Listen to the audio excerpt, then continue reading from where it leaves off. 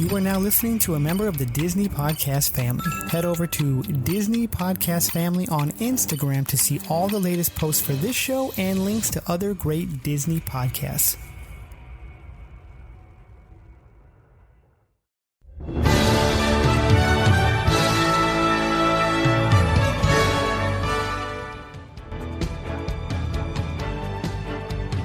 One little spark of inspiration is at the heart of all creation. Spark a dream that we're meant to follow.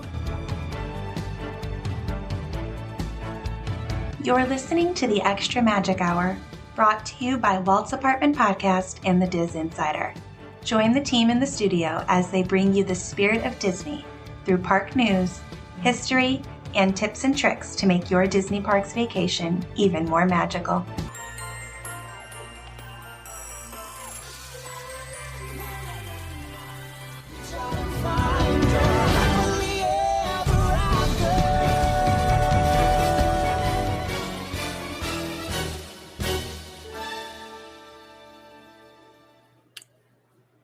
Hello, everyone, and welcome to the Extra Magic Hour. We're Disney Parks podcast brought to you by Walt's Apartment Podcast and the DisInsider.com.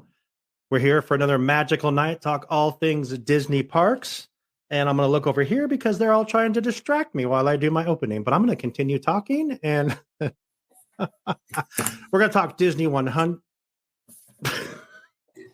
Once shirts come off, he loses his focus. Yeah, that was it. We're going to talk Disney 100. We're going to talk little Disney Parks. Did you know? Sam's got a little bit different feature, which I'm really excited about tonight. Let's get into it. Samantha, how are you doing this week?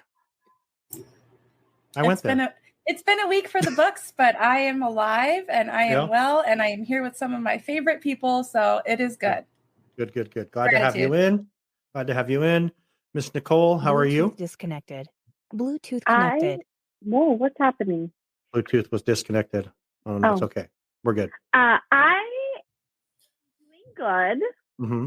I agree with Sam. Like, I was super, super excited for tonight to talk Disney and find out how Big L's trip was and hang out with my girl Sam. And I'm off tomorrow. So there you go. That's good stuff. Yeah. So life is good. So what are you doing tomorrow on your day off? So I have the most amazing coffee date scheduled. I'm meeting with Kim from Getaway today, and we're going to have girl time and have coffee virtually, of course, in my pajamas. And we are going to get some behind the scenes fun things from Getaway today and the 100th anniversary and what they have coming up. Maybe we'll get like a little preview of things that haven't come out yet. I don't know. So stay posted. Absolutely. So that'll probably come out on Monday. This show will come out on Friday like it normally does sometime. And then that one will probably come out on Monday. So I look forward to that conversation. I usually do those. It's going to be nice to have someone else talking to Kim. Kim loves you. So it's going to be fun. I'm so excited. I'm looking forward to that conversation. That'll be fun. Big L, the man himself, Lou Diamond Dog, Lou Dogwater. If you listen to the live, there you go. How you doing, brother? I am doing good. I'm just going to say sorry now for my opinions on the Disney 100. But I'm doing great. Why do you think that? I'm excited about having you give us those opinions. We'll get your view today. We'll get Kim's view tomorrow, and we'll see how close they are. You also know that when Lewis gives his opinion, I'm going to complain about his complaining. And then his sister will love it. Yeah. She tells everybody that story. When you're like, does this anything make you happy? She texted me during that thing, and I just see it pop up. It's like, she got you. Yes.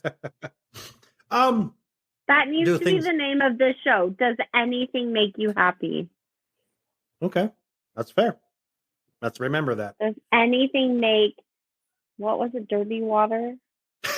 Dogwater. Dogwater. Tell me you're not hip without telling me you're not hip, Nicole. Just kidding. Oh, totally true. Okay, let's get into this. Lewis, I have a question for you. If you want to go on and rate our shows and leave like a 5-star review or something, where would you go to do that, do you think? It's a very good question. Do you not know? Because I just throw that at you out of nowhere. You did. When you said Lewis, and I was like, oh, he's calling me out. I was like, no, it's actually, we haven't asked for reviews for a long time on any of our stuff. You can look on Google, iTunes, Spotify. There's spots to rate us. If you like our shows, give us a 5-star rating. I'm sorry to throw you on the bus like that, but all right, man. I'm gonna literally anywhere you can find podcasts, you can find Walt's Apartment Podcast. Yeah, it's easier to find if you just Google it. Honestly, instead of trying to find, you just type Walt's Apartment Podcast. It takes you everywhere. We are all over the Google. It's crazy. Nicole, let me ask you a question. Shit. Where can you actually find our shows, our social media accounts? Where would you look? You want to follow along with us? Where would you look? Go to Instagram. Right. And what would it be under Instagram? Facebook. Walt's Apartment Podcast. Right. Look at that. Boom. So I kind of threw her a layup, Lewis. I'm sorry. I'm just gonna. Can you throw me the next one? I will. So if you want to support the show and, be friends with us and talk to us and give us advice and give us ideas for shows and be on the most complicated platform I've ever been on, Discord. It really is. I am so confused by it. Sam? My 17-year-old is on Discord. Everyone is, but you to get on Discord, Cole. I sent you the link, sister. I can't hear you. What? Oh, it's breaking up?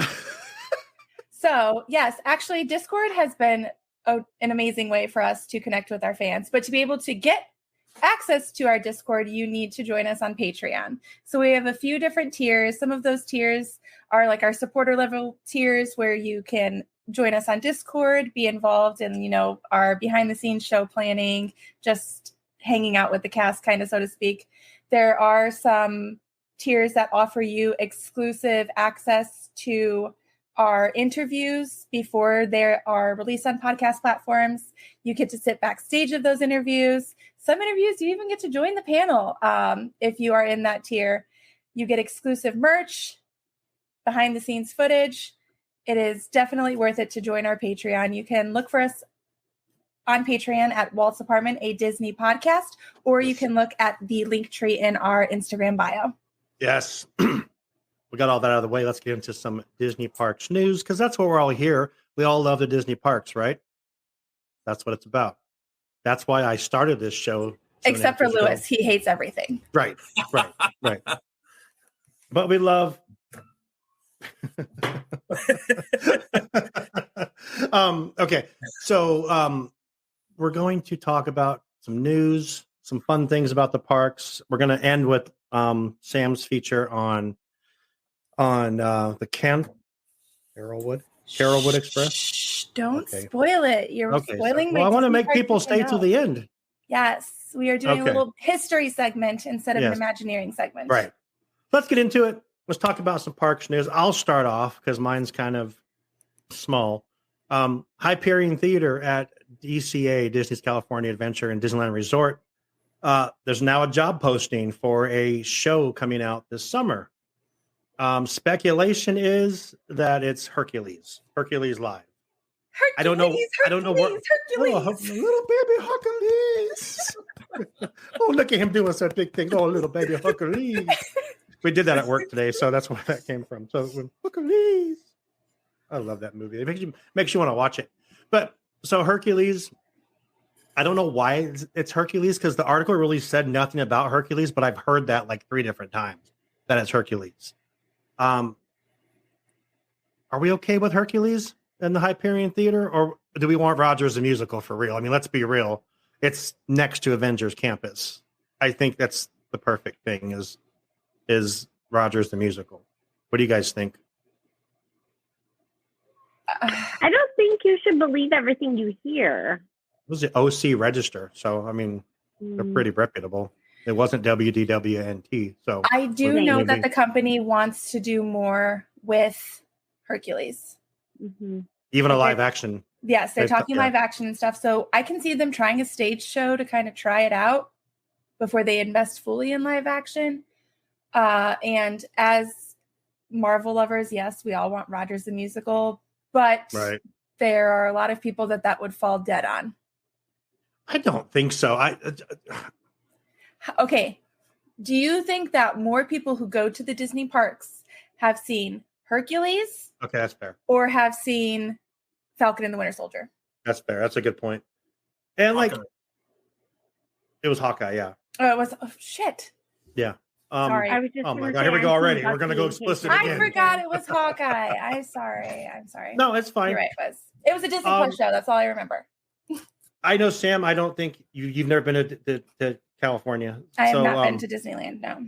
Lewis and Nicole, did you guys see Frozen when it was there? Mm-hmm. The Frozen show? Yeah. It's like an hour long. It's like an hour long Broadway style musical. They did a great job with it, I thought. It's probably not as fun as the one at Epcot. Just saying. Okay. That's actually. That's I know she Studios. changes her outfit in the middle. Studios. She spins around and she does what's thing, and then she whips it around and she's in the Elsa dress all of a sudden. It's pretty cool. I don't know how she does it, but they put the Frozen sing along. They put some effort into it for sure. But you guys okay with Hercules? That's kind of like Sam said. Hercules is big, so I think Hercules would be tight because you can really have that comedic aspect. Because one thing I think Aladdin had that Frozen didn't have, Aladdin, the genie was playing off of everyday challenges. He'd make jokes. He'd break that fourth wall. And not only that, Aladdin, it saturated that Hyperion theater where it grew in there. It evolved in there. Frozen was good, but Frozen, it went stale real quick because it was the same show each and every time. They built themselves into a box that they couldn't get out of there. Yeah. Hercules, if you bring the comedy from Pain and Panic, Hades, Phil, you can have all those characters really break that fourth wall. I think Hercules would be a good show. Is it the right location? That's where the critical part is. Yeah. But then again, Hollywoodland, it's always up in disarray. So yeah, I'm in. That's a good point. That's why I think that the Frozen sing-along at Walt Disney World is something that you can repeat doing over and over because it's a different experience every time because of the comedic value that can be added based off. That actually makes a lot of sense. I didn't think about it that way. Based off of the crowd that's there. Yeah. So when you can supply a certain amount of audience interaction and have a show that goes into that, I think it makes a difference. And I agree about Hades and Pain and Panic. That'd be fun. That if you think about Aladdin, Jafar is not funny at all. Hades is hysterical. Right. Ursula, Hades, those are the villains that we want to see represented that we can connect to on that comedic level. That actually makes really good sense. Nicole, what do you think? I agree. And actually, that's what I was going to say is breaking down that fourth wall and those characters being able to come out of that and be able to bring forth that. I agree. I think it's going to be good. And I like that it's something a little bit, Hercules was from the 80s? Right? Am I right? I think no. Mid 90s, I think. Yeah, really? it was after the Disney Renaissance. It was mid to late 90s, I think. Yeah. Okay. Yeah. So not as old as I thought, but I like that they're bringing in something comical and something that can be a participation and can be different. Like Sam said, depending upon what your audience holds that time and where you go with it, I think it will be fun. Only thing I hope though is I hope they don't shortcut it because Frozen relied a lot on the projection mapping, the digital floor. They didn't have a whole lot of amazing sets. Not only that, special effects like Aladdin had. That magic carpet scene where it flies over the audience was epic. Unfortunately, they had to halt it because of a pretty bad accident. But hopefully Hercules, they spend the time to really build some awesome sets. Hercules. Okay, so I want to point something out here also that's kind of like a first on any of our shows. We all agree with Lewis. Yeah. I mean, this is it might be a first. This is groundbreaking. It kind of is. I mean, he had positive things to say. I'm growing. Like, this is huge. I'm so proud of you, Lewis. Thank you. Good job. A little Lewis. So when you stopped the conversation, I thought you guys heard what was in the background. So just to throw it out there. Oh, we did. Rue must have been coming down the hallway pretty loud. Classic Rue. And he keeps singing, I like big butts, the whole from Theodore. And he's all, I like big butts that cannot see. And I'm like, what? Like, he doesn't know the words all the way, but he just comes flying down the hallway singing that right now. So when you said, hold on, I was like, did he just hear that? Listen, if Rue likes big butts and he cannot see, that's a good thing for Rue. It is actually. Yeah, if the butt is that big. That's the fair, Rue. The second half of that chorus always changed, but the I like big butts is always the same. And he just changes the rest. And I'm like, what did you say? He said, I don't know. Yeah. Can I teach him the real words? I'll teach him the real words. So never stop singing it. Okay, so let's move. Classic Rue, doing big Rue things. These unpaid interns, doing I big tell you. Rue things. Doing big Rue things for sure. Sam, tell us about what's happening this month in the parks as it concerns Black History Month. I absolutely will. So February just began, obviously. Guests at Walt Disney World Resort are able to explore more traditional ways to celebrate soulfully during Black History Month. There's a couple experiences that have been added: art, music, food. So the Festival of Arts is in full swing. You'll be able to meet a few Black artists featured in this year's festival lineup. Karan and Regis Bethencourt are the founders of Creative Soul Photography. They're going to be at the American Adventure Pavilion to showcase their reimagined visions of classic Disney princesses through dolls, costumes, and photographic prints. And there's actually going to be a gallery exhibit featuring life-size dresses and natural hairstyled wigs for the first time ever. Black Broadway performers are going to be featured during Disney on Broadway concert series. L. Stephen Taylor for The Lion King, Kissy Simmons for The Lion King, and Michael James Scott for Aladdin. Disney Springs Art Walk, a canvas of expression, already has two very popular artists of Everett Spruill and David Anthony Geary. They are going to be joined by two new Black artists of Ernest Shaw and Anika Jones. So you'll be able to celebrate the work of four Black artists on the Art Walk. If you visit Disney Springs, you'll be, you know that there's a Motown experienced live entertainment on Monday nights. This February, Black music will take center stage with Black musicians featured on all three main Disney Springs stages, Sunday, Monday, and Thursday nights. Animal Kingdom obviously supports a lot of African culture with the drummers and the Caribbean street themed parties. Those things are going to continue. There's going to be a lot of art available. At the conservation station, this is super exciting. You can uncover the secrets of Disney's first Black animator, Floyd Norman, who, if you don't follow on social media, go follow Floyd Norman. He is absolutely hysterical. I just saw something that he posted of what Walt would be like walking through the studios today. It's absolutely hysterical. I will share that on social media for you guys because Floyd Norman's art is hysterical and it is beautiful. You will be able to find fun magic shots featuring Princess Tiana in her element at Tiana's Place. Selfies. Can we go back to Floyd Norman for a second?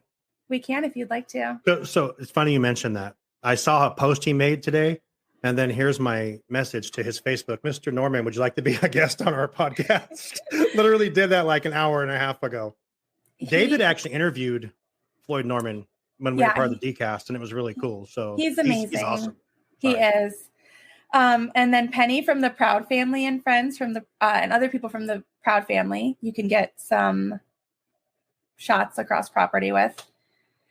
And then there's going to be a lot of soulful cooking, a lot of food for Black History Month. Some new items debuting for February include shrimp and grits at Tiffin's in Disney's Animal Kingdom, Tiana's Mardi Gras Shake, which is a cinnamon vanilla milkshake topped with a Mardi Gras king cake donut served at Hollywood Studios or at Hollywood Scoops in Disney's Hollywood Studios. That sounds phenomenal.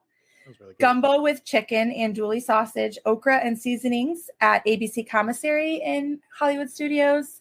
Pineapple mule cocktail with Uncle Nearest Tennessee whiskey, pineapple juice, ginger beer, and mint available at Geyser Point in Disney's Wilderness Lodge.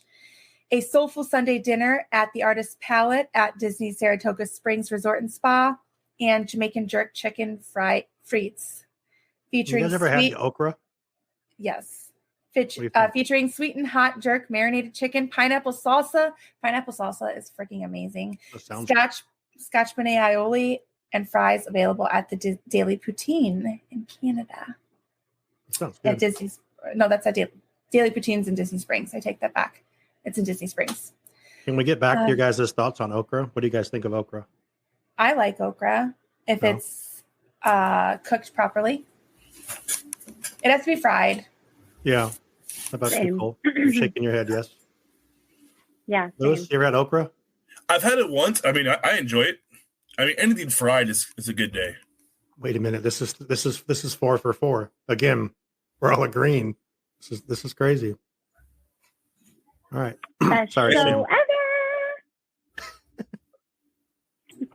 So basically, there are some Black artists, Black Broadway performers, some soulful food, some amazing exhibits at the American Adventure. Lots of great things going on for Black History Month. So go ahead and check it out and engage yourself in some of that culture. There's no peanuts in this Cracker Jack. That's weird. Sorry. Sean has ADHD. They're good, though. That or it's something else because he can't find his nuts. Damn. Burn. It just got hot in here. Damn. Lewis out of nowhere. Throwing some of that dog water your way. Or dirty water. Dirty water. Dirty water. Wait, this just reminded me of our Patreon exclusive clip about nuts. Oh, geez. So if you have not joined our Patreon to see that Marvel Tribe exclusive on nuts, you should. What was that, like Dairy Queen? And we got into it. Don't spoil it. Make them join the Patreon, okay, man. Yeah. Sorry. Okay. Join now. Okay. Do better. I think all that stuff sounds great. I like that. I mean, everything there sounds good.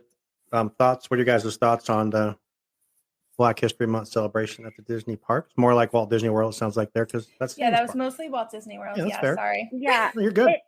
I feel like I love that they're starting to do more like soul things. Like it seems like a lot of people are celebrating accordingly. You know, this culture. But they're bringing forth like some roots, right? And I love that Disney is doing that because they do that for so many different things. And I love that they're bringing back some traditional entrees, traditional snacks, and they're keeping it very appropriate to the parks. So I'm here for it. I love it. I think I would be most excited to see the exhibit at the American Adventure with the dresses and the natural hairstyles. Yeah. So, like, that has never been done before. So to bring that to the American Adventure, I think is empowering. I love it. So fun fact, when I was a little girl, I had my best friend was African American, and I came home from kindergarten, the first day of kindergarten, and I told my mom, like, that's my friend. I won't give her name. Well, her name's Danielle. We don't talk anymore. And that I won't give her name out. Danielle. Totally Danielle. Well, you know what I mean, Danielle. Her skin is darker, and so I didn't understand why mine was so like pasty and hers was so much more beautiful than mine. And my mom said it's because God cooked her a little bit longer, honey. Like, you're all the same. You just like, so she explained culture to me in that way of just like how everyone has different colored skin. And then like the next year I came home crying because I couldn't have hair like her. And she had the most beautiful afro, and her mom had the most beautiful, and it was gorgeous. And I had this long straight hair, and I was like, I just want her hair. Like, why can't I have it? Like, can we do something about this? And I just remember being so sad as a little girl, like so sad. Rue's back. Anyways. Yeah. What up, Rue? What up, Rue? What up, Rue? Okay, so this weekend we got to go. Few of us got to go to MouseCon in Bakersfield. We met Joey there and found out where Sean was conceived. We did. We found out that information. That was yeah. But so we were walking through. Nicole, real quick thoughts on MouseCon. What'd you think? My true thoughts? Yeah, please. Or like my censored thoughts? No, this is a real show. It's fine. Okay. I know your true thoughts, so go ahead. Nicole, most people that we've had on the show have said they will never go back to Bakersfield Comic-Con or MouseCon, so it's fine. Just go for it. Here we go. The vendors, super great. Like, everybody was super great. I got to hug and kiss on Margaret Carey. She loves me. We're BFFs. Didn't get her picture because it cost too much.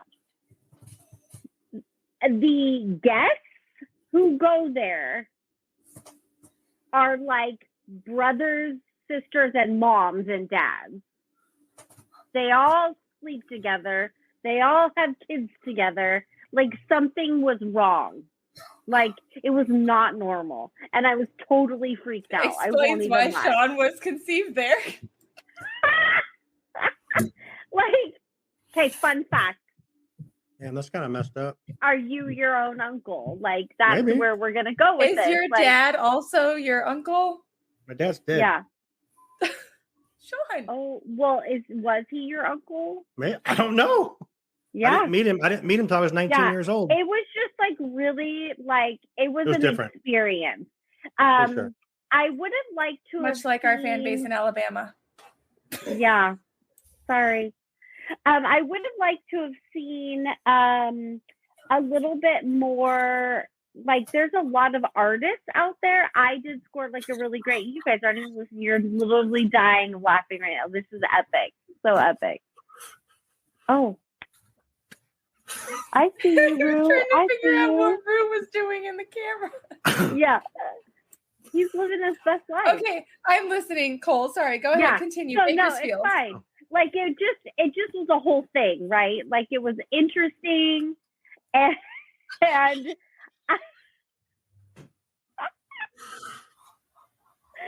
and I'm just not sure that I'll ever go back. Yeah. Well, we already committed to go back next year, so we're gonna have to go. Yeah. And the food was really good. Louis, your face is bright red. What is he doing, Louis? I don't know, but right now with him dancing the way he is, it just reminds me of that scene from Moana when we're all trying to be serious and the one kid's all. That's what he reminds me of right now. He's just, Okay. So I keep looking down because I see him in my camera. I'm like, oh my gosh. So I was there. We were walking around, and we walked up to this one booth, and this guy had this baggie. He had this baggie, or no, it wasn't a baggie. It was just this stack of these. So I picked these up, and these are they're ticket books from they're the ticket books that Disneyland used to have. Right. So there's the books, and there's some D attractions, some A attractions. Can't hear you. You're muted. You're muted, bro. Yo. No. Yo, you're muted. You're done. So what Sean was trying to say is he found these ticket books that this man was passing out. I wasn't there, but I'll tell the story. He passed out these this guy was passing out these ticket books, and Sean grabbed a handful of them, and they're sitting with him right now. Oh, look, Sean's unmuted. Yeah. I was telling about your ticket books. It started out $40. Right. And we talked him down to 15 because I'm a car salesman. So I bought all these books for 15. I figured we can give some of these out to some people and stuff on the show. That was just a long way to get to that story. I'm sorry about my mic. I hit the mute button. I suck. Let's move on to Nicole's story.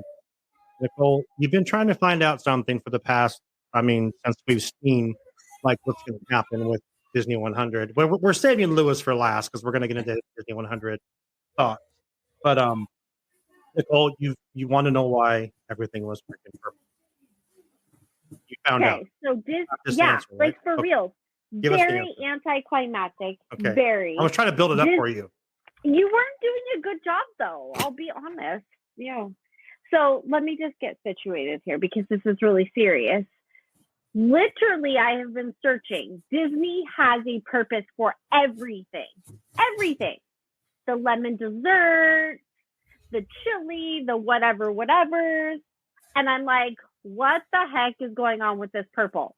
I don't like it. Everything's purple and silver. It's not Disney. What is it? It has to be something. And if I know what the purpose is, maybe I'll like it. Right? Because I feel like they should have gone more like black, white, and gray for like Steamboat Willie, or they should have gone just red and black. Like, long story short, for a month, right? It's because it represents 100. Like, that's it. So very few, like each year, like significant year, like no one's paying attention to me. They're just paying attention to Rue because he's hilarious. Okay, so like 25, 50, 75, like those all have colors that go with it. 100, although it's the only like unofficial number that doesn't have like a proper color, people have followed suit, and it's typically purple and silver for 100.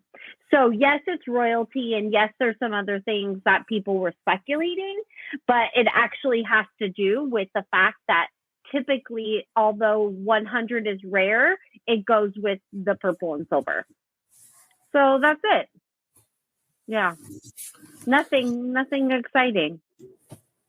I was hoping. So is that like kind of like the 25th anniversary is diamond type thing? I don't know. Who are you? Who? Me? Me? Sean. No, we can't hear you, Sean. Gosh, Sean, you suck.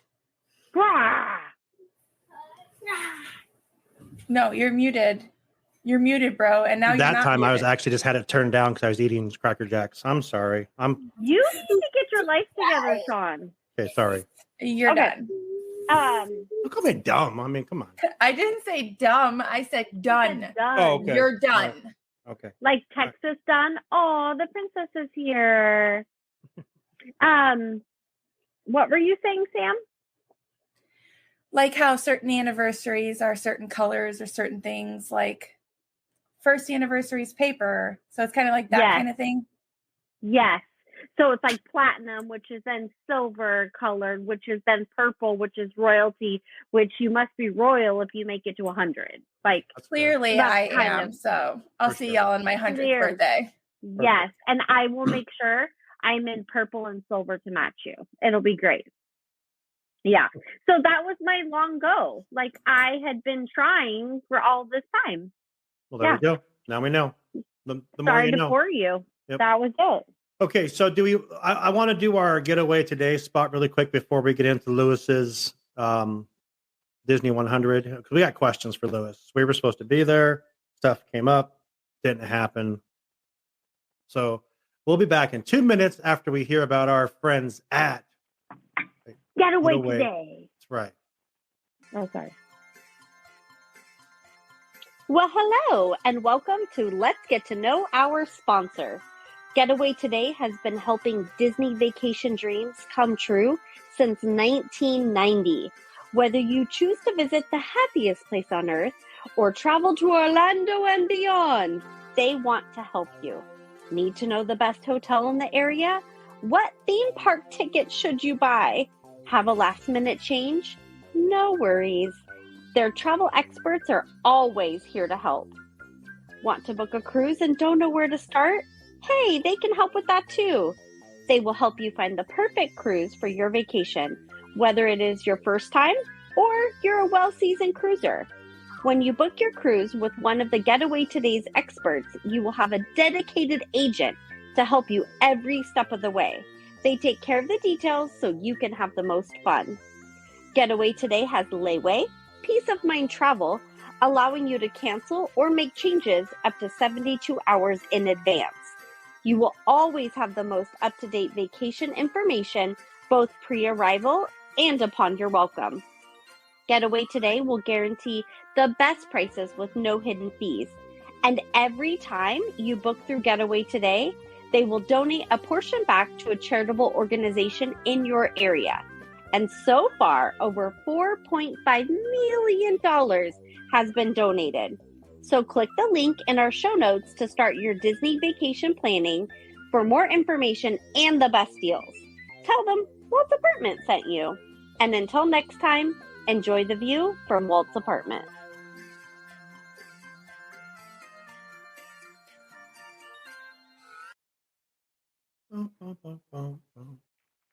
Yes, Getaway Today. Get you some. Let's go. Lewis, January 27th, first day of Disney 100. You're there first thing in the morning. I want to know, first off, did you get a boarding group? Did you try to get a boarding group? I did try to get a boarding group, and I did not get a boarding group. Okay. I had my phone, my alarm set at 6:30 a.m., and then every 5-minute increments. And then at 6:50, I sat down in the hotel room and was refreshing.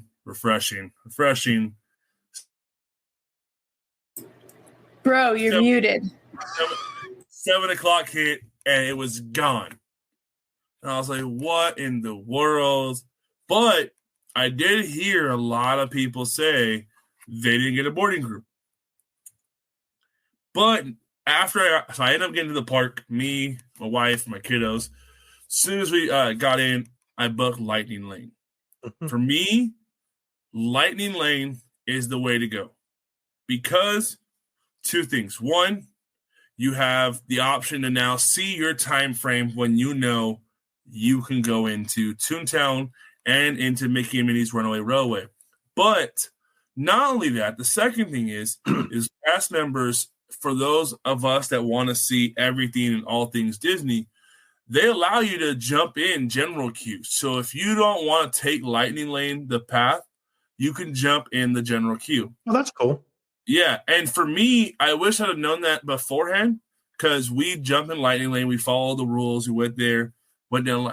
The Lightning Lane route is cool. You see some of the cool line queue stuff. Nowhere near as much as general standby. Right. The Lightning Lane queue is really meant for Lightning Lane. Like, it's a lot of cool posters. You get a few entrances where you see some cool stuff, but nowhere near as much as the general queue. But, man, it was pretty good. I didn't even think about that, to be totally honest. I didn't think about having the two different lines and that it would change the experience. Like, because the other Lightning Lanes, I don't feel it changes my experience. Well, Guardians it does. Guardians it does because you just go right in. Well, I don't ride Guardians, so. Okay. But, like, that makes sense. Like, I never thought about that. I didn't think about it until he really mentioned that, yeah. No, that's, like, a really good point.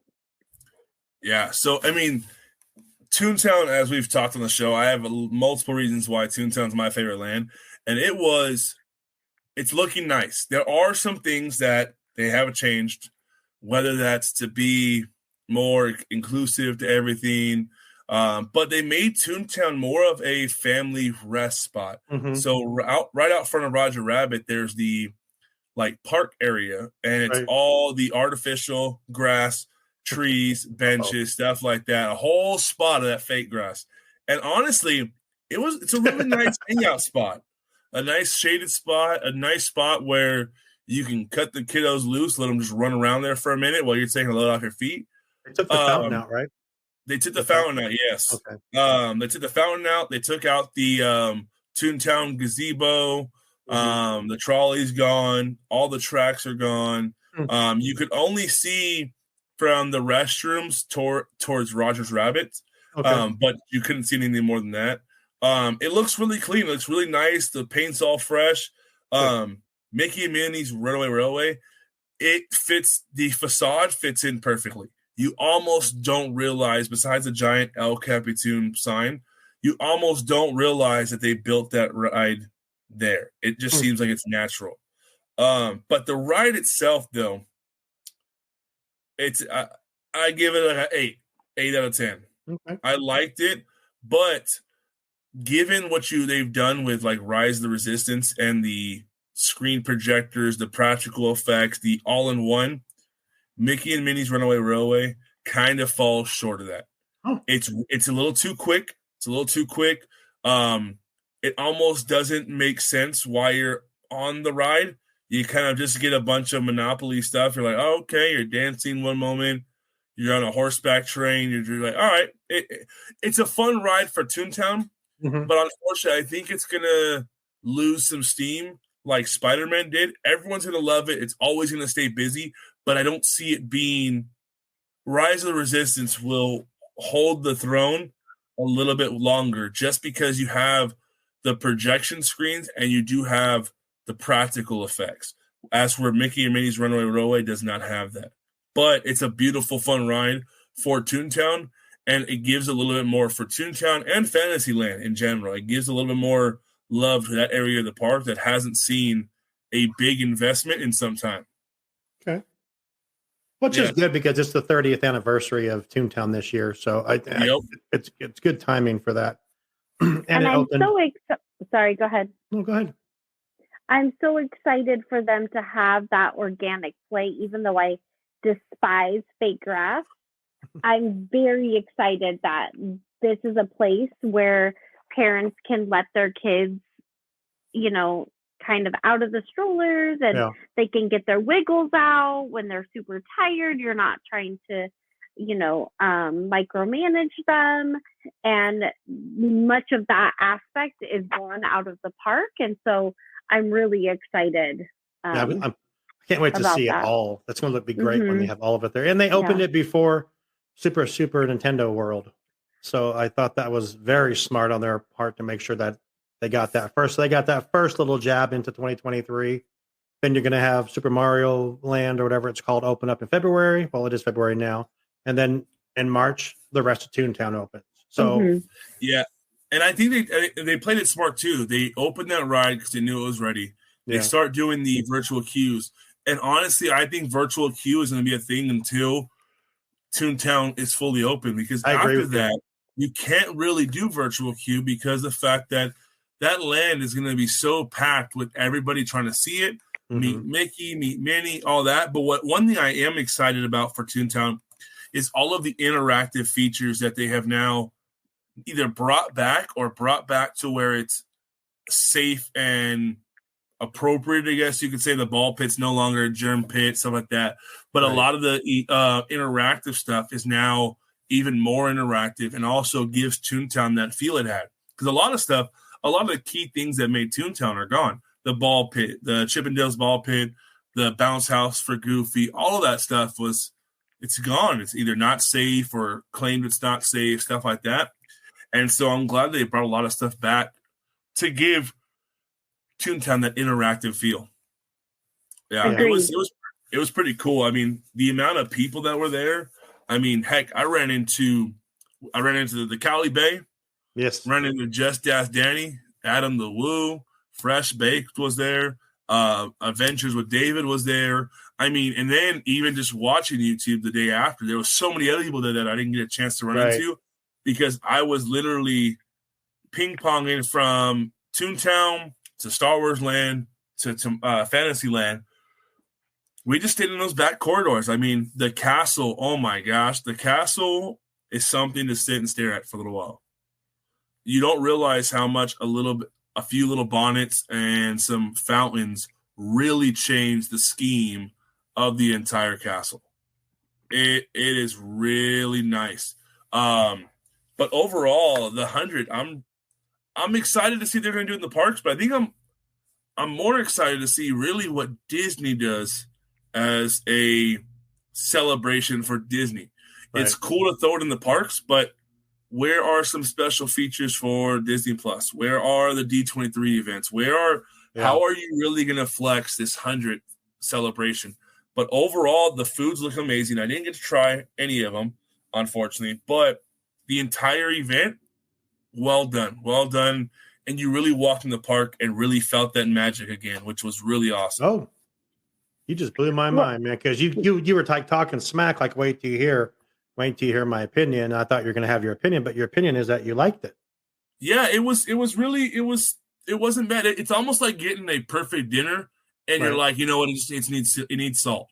So you can definitely armchair Imagineer it and say, oh, they could have did this better, they could have did that better. But honestly, they gave you enough to walk out where you're like, you know what, I enjoyed it. Could they do better? Absolutely. But overall, it was a home run for them. What could they have done better? Like, when you say that, like, with interactions, are you talking about? Are you like armchair Imagineer it, Lewis? Let's go. So, all right. So for me, if you're going to kick off the Disney 100, the cavalcades need to go away. They could have had like they did with Mickey's birthday. They had that little mini style parade. The cavalcades are a bust. I mean, we've seen that they can do parades. So not having a parade on the Disney 100, I feel like that's where they dropped the ball one. They were going to bring back Magic Happens, but Magic Happens, I'm not a big fan of that parade, and that's not going to be a wow factor since it was already out.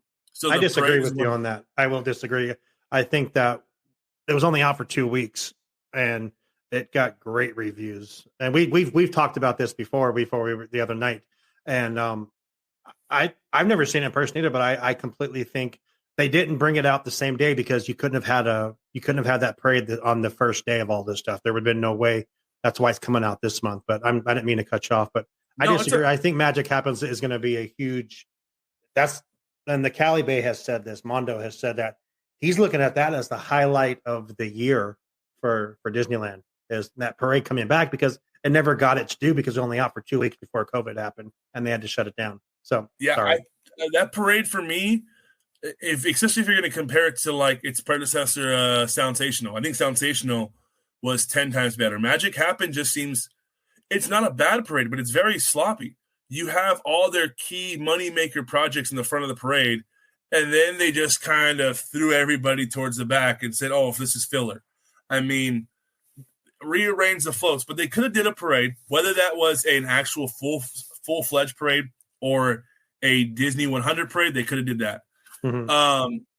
Mickey and Minnie's Runaway Railway, I think it's a solid ride, but since they were building that from the ground up and they didn't have to use a building like Walt Disney World did, they could have added a little bit more practical effects.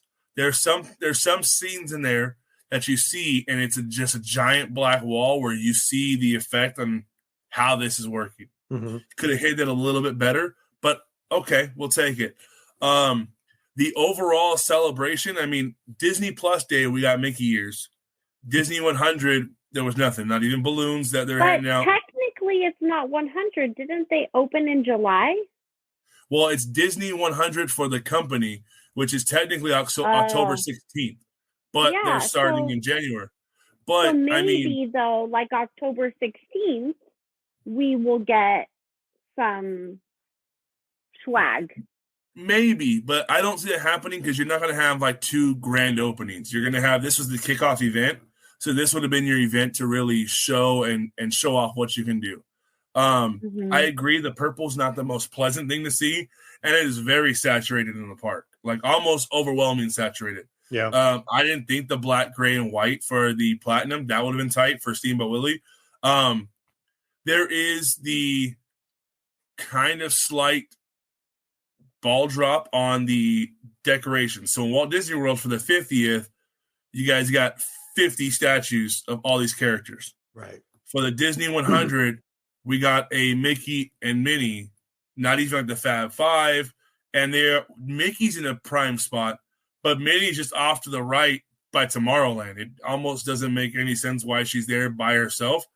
Why not scatter those characters throughout the park? I mean, for the 50th, each ride attraction had, or a lot of the key original attractions had a gold vehicle. You could have done a platinum vehicle. So for me, they could have did a little bit more. They put a lot of emphasis on the food and the merch, which is obviously going to bring money. I'm all for that. But I think the way you get excited by merch is by the ambiance of what you're seeing, and you want to take that piece of that magic home, so you buy the merch. And I felt like just the overall ambiance of Disney 100 was kind of missed. So they definitely need to flex that a little bit more.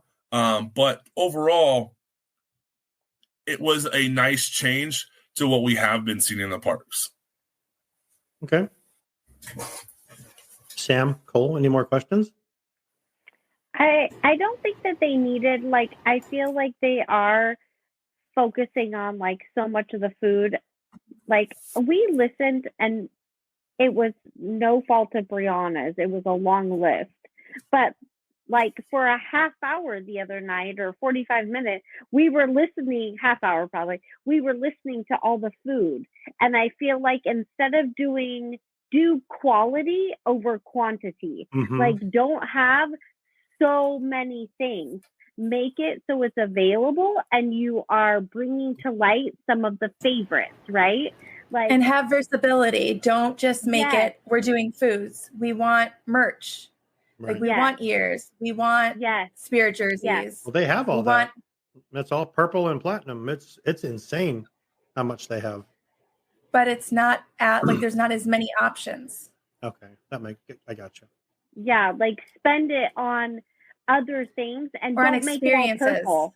Right. Yeah, like it's all purple. Like as far as the merch goes, I would have liked to have seen some traditional things. Like I haven't gone, so I speak off of what I've heard and what I've seen from social media and from friends. Go back, like this is a time, especially coming off of such an emotional 3-year time where we all pondered on like the meaning of our life and what we really want to make out of it. Like give us some tradition, give us some of that. Like don't make it cheap, don't oversaturate, be classy with it. You have more than any other time in the 100 years, you have adults literally going bankrupt to go and get all the fabulous things and to do all the fabulous things. And we have all these offerings. Don't make it cheap. Go less so our quality is better. That's where I'm at. We also don't recommend going bankrupt. No. Don't do that. Well, no, but you know what I mean? Like so many was more just me being dramatic. And I'm sure you're going to talk about Wondrous and World of Color, so I won't steal your thunder on that. But I just feel like they're really focusing on some of this food that it's so many things, and just I don't know, bring it back a bit. Did you catch either one of the shows, Lewis? So I did catch Wondrous, not at the park, but I did see Wondrous. And if they can bring that magic that they gave to Wondrous, the fireworks, the projectors of all the characters, stuff like that, I would have liked to see more character representation. I mean, heck, you could have brought out more costumes. You could have, I mean, when me, Tiff, and our kids went for the holiday parade, it was the media day for the holiday parade. And we saw characters that we haven't seen either in years or at all walking down the parade route all day. I mean, you could have did that. I mean, the whole day, I think we saw 2 characters outside of like the regular area. So you obviously have Mickey and the crew up on the hub, and then you have Winnie the Pooh and them in Critter Country. But like there was no other real characters that we saw that day. Heck, seeing the reflections from what is it, Sweethearts Night, there was so many characters. They missed an opportunity of bringing characters out. If they could have brought out what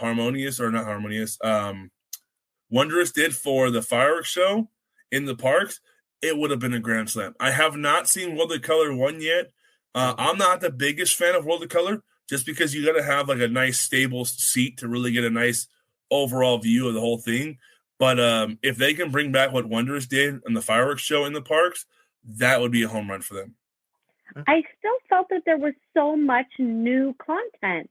Like, I liked their references and I like the way that they brought it all together, but we want the classics. Like, and I feel like it was new stuff that was brought forward rather than our classics. Like, the classics were there, but they were just kind of on the sides where you've got Encanto or something else, just like a lot of Moana. I saw a lot of Moana which I love all of those things, but really bring back, like, we're celebrating your 100 years. Like, give us more of that. I want to hear more of his voice. I would have liked to have heard some of those big players. There was things that I was hoping for. Yes, the beginning of the Wondrous song was amazing, and of course the show itself was amazing. Here I'm sounding like Dirty Water, right? Dogwater, like Negative Nelly, but like we're switching roles here. But like I would have liked more classic. Like, Winnie the Pooh at the end, I thought was the best. Bring me some feels. Yeah, I thought the Winnie the Pooh ending was really, really good. Mm-hmm. Yeah, I mean, he's and like, don't say it's over, and he's like, "But is that it?" You know, and I thought that was great. I don't disagree with that. I think the hard part is we want the originals, but kind of like, and I was going to share this when Sam was sharing the Black History Month. I wish it wasn't such a hard line between what they want to do and don't want to do. Like Black History Month, I feel like there's so much more content and culture there, but the way it's labeled as Black History Month almost just sounds a bit degrading. We have Lunar New Year going on right now, and that just seems like the most magical thing going on. Just the way you hear Lunar New Year, you're like, oh, that's amazing. But then you hear Black History Month, and there's such a stigma to it. Like, it just needs to seamlessly blend, and I think that's what Disney's afraid of, is seamlessly blending some of the classics that may be controversial, but we're trying to take real life situations out of an animated feature or even a real life feature, and we're not willing to take those and chance on it. Like, the company was built off those animation pieces. Why not utilize them? But then again, it's a slippery slope, because if you put those cartoons, those characters, those stories out there, it becomes a controversial thing. People start bad-mouthing Disney. There's no seamless or transparency with a lot of things that are either culturally okay or not culturally okay at those times, not okay this time. So I agree with you, and I wish there was a lot more representation of all the animation characters, or at least to a certain extent. I mean, but unfortunately, there's that gray zone. If they bring in Jungle Book, oh, well, that was about this or that was about that. It's like, come on. Yeah. Can we just realize it's about the movie? That's a hard position for them to be in. Like, and I definitely respect that, but I agree, like, all of these things should be celebrated. And you're right, it does take on that negative stigma about it, and it shouldn't. Let's celebrate it. Like, let's celebrate it. If anything, it's an opportunity to celebrate growth and change. Absolutely. Mm-hmm. So, wrapping up Disney 100, Lewis, 8 out of 10 for you? Yes. Okay, that's solid. That's a good. That's a B.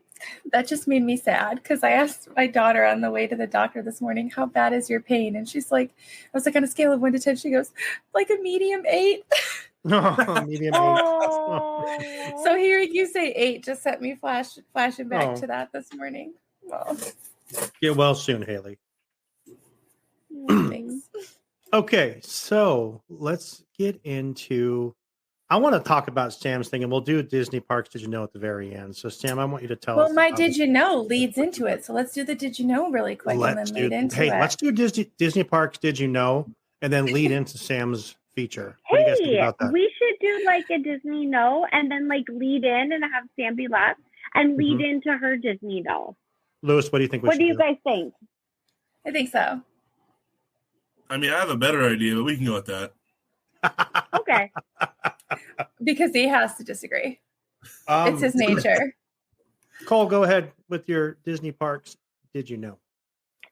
So my Disney Know is the fact that Tomorrowland is all of the vegetation, 80% of that in Tomorrowland gets harvested every season.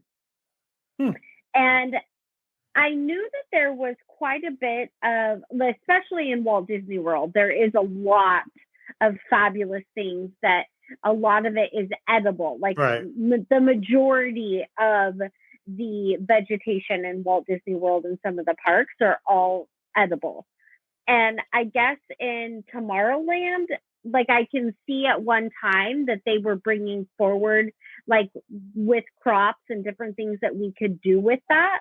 And so I don't think I knew or paid attention of my surroundings of just how much of the vegetation in Tomorrowland is an actual edible flower plant. So whether it's like an herbs or whether they're fruit trees or whether they're vegetables, or Nicole, just do you like go around drinks. tasting scenery often? Well, I mean, no, but yes, like I just would think like I would I do pay attention. And I had a blast at Walt Disney World, like looking to see what they had done with it and how they're repurposing and whatever have you. So I just didn't think about Tomorrowland. I don't think I've noticed. So 80% to the day, Disneyland harvest, whether it's used, whether it's donated, whether it's repurposed, whatever it is, I don't know. But yeah, there you have it, 80%. Yeah, it's amazing. All right, Luce, what do you got? So my Disney, did you know? So obviously the story goes that Mickey and Minnie are not married, but one of the original voices of Mickey and Minnie, the couple that did their voices, was originally married the whole time they were doing the voices. So cute. Good stuff. There it is. Mine is, this was on the Imagineering story, but I still think it's a cool story. It's about Disney's California Adventure. Obviously, we were talking about on Main Street View a couple of weeks ago. We talked about all the CEOs. That was Michael Eisner's big idea. We're going to build a park right across the street from, actually in the parking lot of Disneyland. 70 acres. They're going to build a park there. But did you guys know that one of the original ideas for DCA was Westcott, which was Tony Baxter's idea to have the same kind of idea as Epcot, but have a Western version of the same thing in California Adventure. I think that's cool. Would it have worked? Cool. It might have worked, actually. I think it would have been cool. If Tony Baxter wanted it to work, it would have worked. Which surprises me that that he didn't get more like push to be able to do it, because I've seen the drawings of what he came up with. I mean, this would have been great, but I like what we have now, so I'm not going to complain too much. But that's mine. Are you ready for mine? Oh, are we ever? You should be so ready. Oh my God! So, is it better than your Imagineer feature 2 weeks ago? Oh my God, that was so good. It was so good. It was blew my mind. Good. Oh, the best ever. The Walt Disney World Railroad in Magic Kingdom has still closed, right? Yes, but there are 4 trains that were originally built between 1916 and 1928 that have been restored to run. They are like original functional steam powered trains from the 1900s, 1916 to 1928. There are 4 of them that they interchange. So trains from like the 1910s. Crazy. Only 4 of them? That seems like it'd be so much more there, but I think Disneyland has 4 as well. But they're still closed, so it doesn't really matter. But that leads us into my feature this week. Instead of doing an Imagineering feature, I am going to do a little bit of a history feature on Carolwood Pacific Railroad. So for those of you who don't know, in Walt's backyard in his Holmby Hills, Los Angeles house, he had a miniature rideable train. Roger Broggie helped him build it. We know that Walt had a lifelong fascination with trains and miniature models, so that led to him wanting this miniature train in his backyard. The railroad, which became operational in 1950, was 2,615 feet long and encircled his house. The backyard railroad brought visitors to Disney's home. He invited them to ride and occasionally drive the miniature train. In 1953, after an accident occurred in which a guest was injured, they closed it to the public. The Carolwood Pacific Railroad inspired Walt to include railroad attractions in the design for the Disneyland theme park in Anaheim. Railroad attractions in Disney theme parks around the world are now commonplace, like they're everywhere. Right. The barn structure that was used as the railroad's control center is now at the Los Angeles Live Steamers Railroad Museum at Griffith Park. The Lily Bell, which is some of the freight cars, and the caboose are now on display at the Walt Disney Family Museum in San Francisco. Sean, I know you talked about that before we started recording, about how you literally couldn't walk away from it. Yeah. Obviously, we know why it's called the Lily Bell. It's named after Walt's wife, Lillian. So, well, the actual Lily Bell is still at Disneyland. Mm-hmm. It's ran on the track still. Is it still operational? Yeah, I didn't know that. It is, isn't it, guys? It's still operational, but they don't. It's before not you that much. Write it, not anymore though. Yeah. So, did you know that when Walt was a teen, he actually worked as a news butcher on the Missouri Pacific Railway? Mm-mm. Like he worked on the railroad selling newspapers, candy, cigars, and other things on the trains. Yeah. So you're saying trains were a big deal to Walt Disney? They were. They were. Who would have thought? Yeah. What's your first clue on that? Actually, Walt was a polo player, and he got hurt playing polo. So as a calmer recreational activity, he bought some Lionel train sets in 1947. And then like his interest in model trains started to grow. And he was like, hey, I need one. So he, talked to Ward Kimball, Roger Brogy, and Ollie Johnston. And they were like, let's design this thing for Walt. So he got a fully operational miniature train in his backyard, which is the Carrollwood Pacific Railroad. That's so cool. And it's, the train is at the museum, and it's the coolest thing. It's probably one of my favorite parts of that. The backyard train is at the museum. Yeah. Yeah. Did you know his wife also did not want it? She completely objected because she wanted to plant flowers and have a garden. Yeah. And it took up her entire backyard. Yeah. I think I saw something that he made sure she could still plant stuff. There were spots that he made tunnels and stuff, so she was able to. You also know he catered that to her like you would never. Not really though, because he definitely had a tongue-in-cheek legal thing signed up for her, saying that it was his right to own and establish a railroad in his backyard, like a tongue-in-cheek playful thing that he gave her. And his wife had to sign it, and his daughters had to witness it. Well, the gifts from her, for their anniversary, he gave her a freaking petrified tree as one of their gifts, and he's like, "What the hell do I do with this?" And it's in Disneyland still. Mm-hmm. We just talk Walt history. Let's go.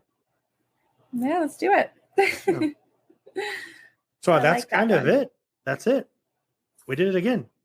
Another episode. So good. Extra Magic hour and so. Well, it's about an hour because we talked for a little bit before, and we had the Rue show.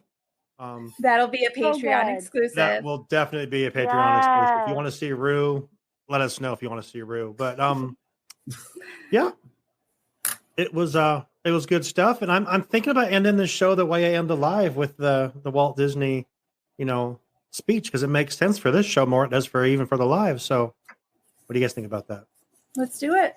All right. So, Nicole, Sam. Oh, my God. I get to push the button. Wait, not yet. Don't hit end yet. Oh, you want to do that part? Okay. Wait, hold on. No, I'm going to play the ending, which is the video at the end of the shows. And then when that goes, bling, you hit the end button. That's kind of pressure.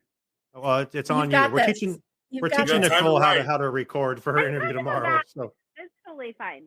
It's okay. I always cut it off early. It's fine. So it goes through the thing. Bling. It'll go bling, and then you just hit the thing, and we end. We good. Lewis, Nicole, Sam, thank you all so much. All of you that listen to our stuff, thank you so much, and thank you for always supporting us for the past 2.5 years. We appreciate you all, and we hope you have a magical day. Good night.